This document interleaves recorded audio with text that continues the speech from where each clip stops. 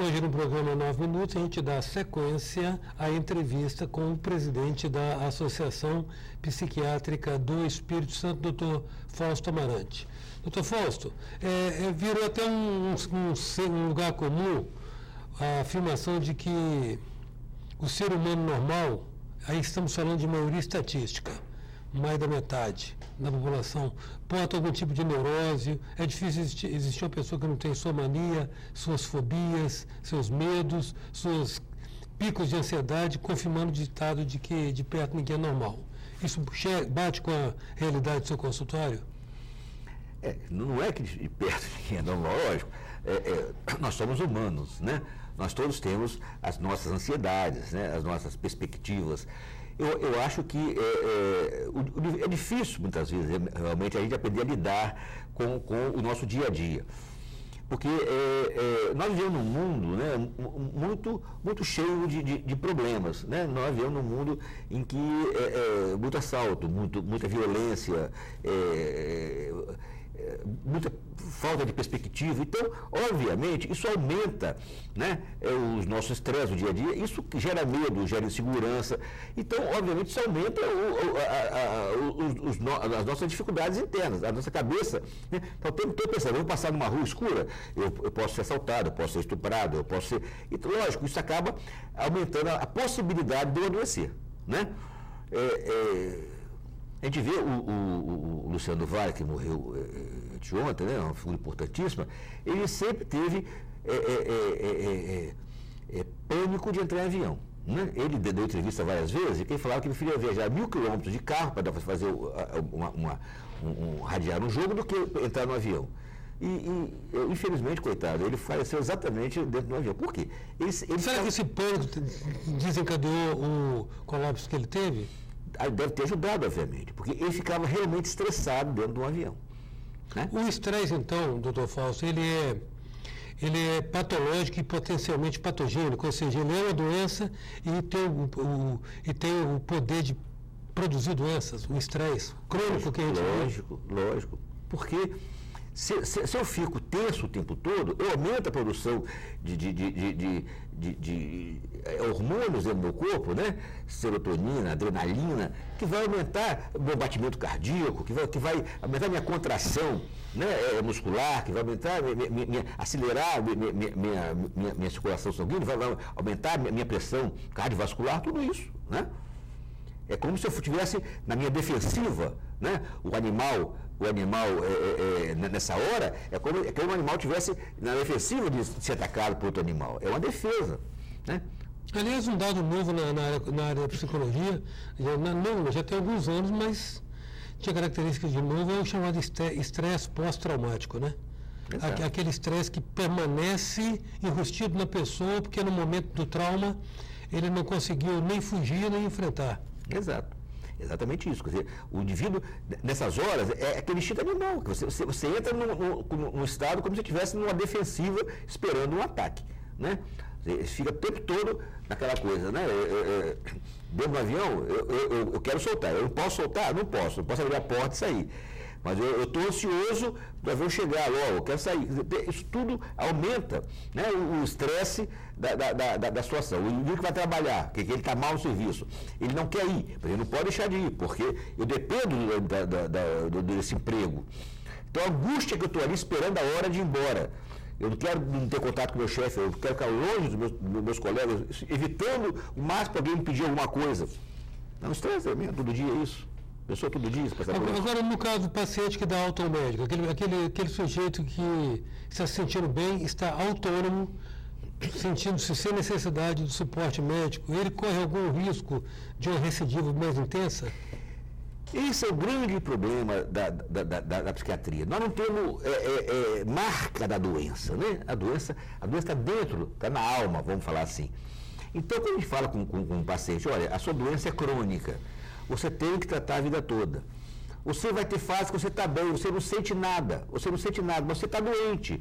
Você não pode parar com o remédio. Cada vez que você parar com o remédio, você vai voltar a adoecer. E cada vez que você voltar a adoecer, você vai piorar a sua doença. Então não pare, mantenha o remédio. Aí ele sente bem. 1 mês, 2, 3, 4, 5 meses, bem. Não tem nada. Aí todo mundo começa, você está tão bem, você está tão bonito, saudável, para quê, pô? Para com isso, que bobagem. Aí ele fazer um testezinho, falou um testezinho, aí ele para com o remédio. Obviamente, 2, 3 meses depois, ele volta a surtar. Ele volta a ter um quadro agudo daquela doença, seja depressão, seja um quadro psicótico, seja o que for, ele volta a surtar. Aí volta tudo de novo, pior ainda. Aí ele volta correndo para o médico. Cada vez ele volta a piorar, porque ele não entende que a doença dele está dentro dele. Não é o quadro agudo que é a doença é dentro dele.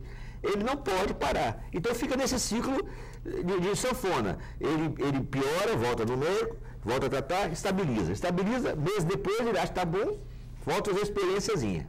A experiênciazinha ele volta a surtar de novo. E fica nessa coisa, e cada vez vai piorando mais, vai deteriorando a pessoa, né?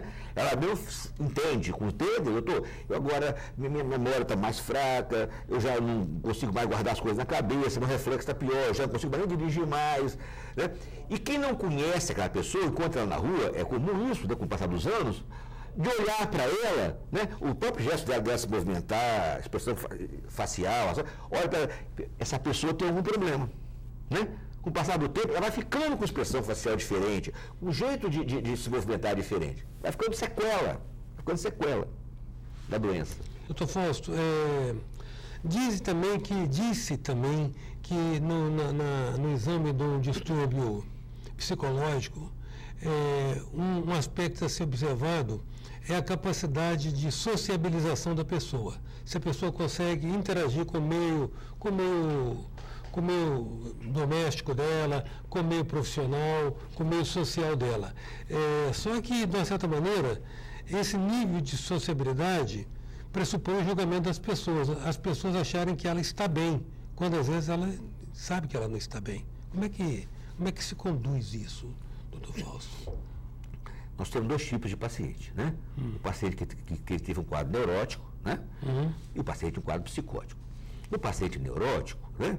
Depressão, ansiedade, fobia, toque, isso é mais fácil, né? Ele tem mais noção da realidade, ele não perdeu a noção da realidade. Isso é mais fácil, você conversar com ele, por mais agudo que seja o quadro, e você explicar a ele, né? Reintegrar. Por mais que tenha uma ação antissocial, né? Você reintegrá-lo, você fazer com que ele volte, né?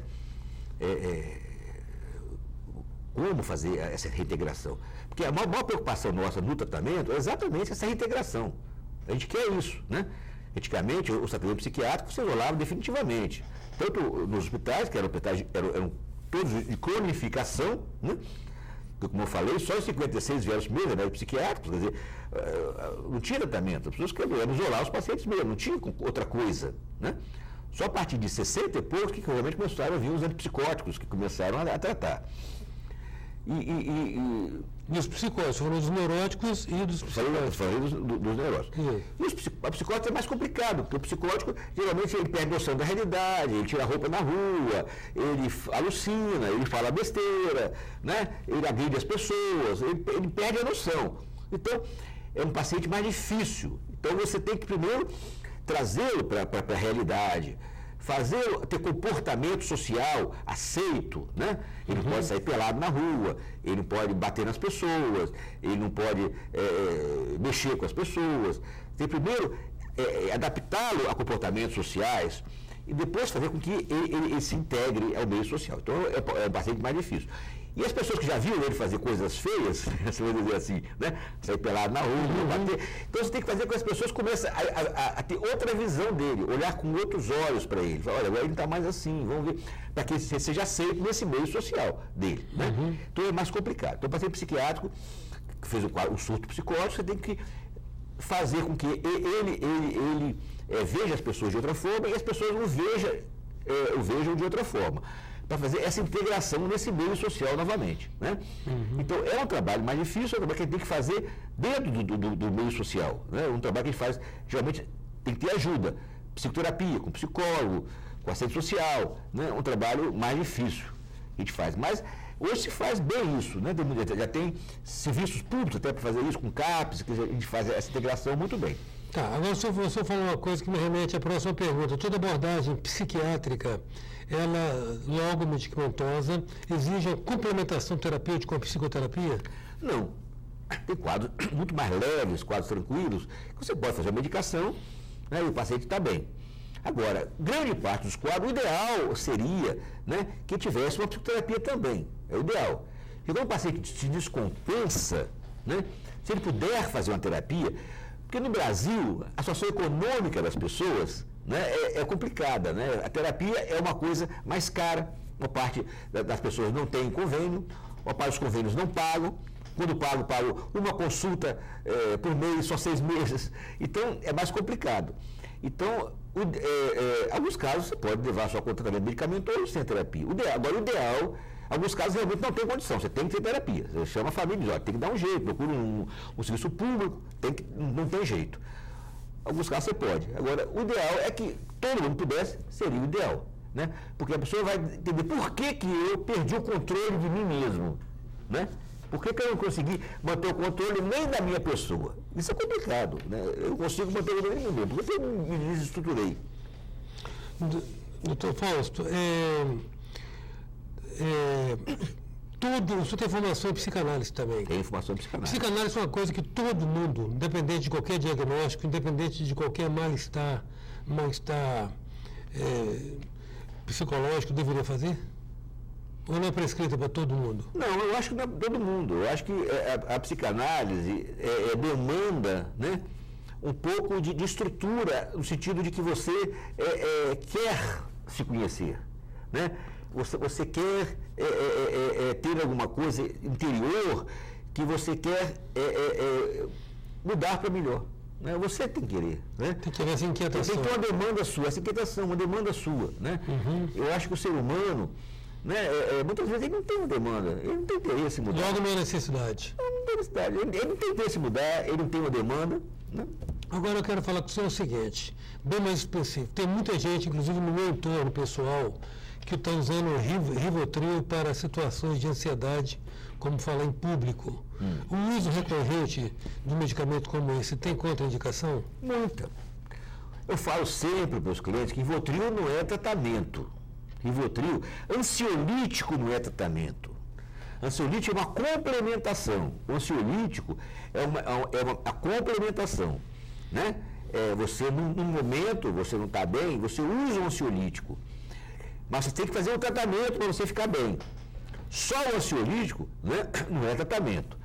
Você vai resolver o sintoma. Porque o ansiolítico é uma medicação que age, é uma medicação de curta ação. Ou seja, você usa 10 minutos depois que ele funciona. É ótimo. Né? Ótimo para você. Mas ele não trata. Ele não trata. Então, é muito comum as pessoas, às vezes, carregar no bolso. Brigou com o filho, toma. Está sendo sem sono, toma. Vai falar em público, toma. E porque ele é uma medicação de curta ação, mas ele não trata. Então eu acho que não funciona. Você vai ficar a vida toda tomando cada vez mais e não vai resolver. Então não é tratamento. Ansiolítico não é tratamento. Ansiolítico é um tapa-buraco. Tratamento é outra coisa. Você pode até usar o ansiolítico durante um período dentro do tratamento, mas ele não trata nada. Agradeço muito, doutor Fausto, sua presença aqui no nosso 9 Minutos. Maior prazer. Em 9 minutos, a gente contou com a presença do presidente da Associação Psiquiátrica do Espírito Santo, doutor Fausto Amarante. Até já. Sou passageiro do tempo, tentando entender erro e acerto os caminhos, aprendendo